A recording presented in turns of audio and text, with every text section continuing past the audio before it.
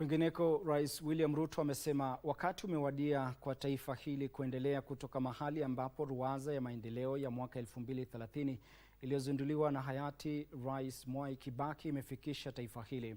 Kiongozi wa taifa alisema haya katika ikulu ya Nairobi alipokutana na waumini wa kanisa la Friends, aliposema kwamba nchi hii lazima ishikamane na kuwa na mjadala wa kitaifa kuhusu mustakabali wa taifa.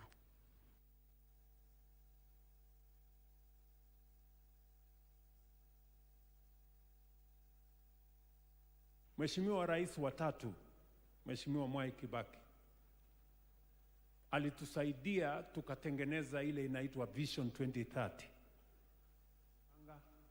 Sasa ni nafasi yetu kama Wakenya tuketi chini pamoja, tupange destiny ya taifa letu la Kenya. Miaka 20-25 ijayo tunataka Kenya isimame mahali gani? Nikiwa rais wa nchi hii, hakuna sehemu ya Kenya itawachwa nyuma.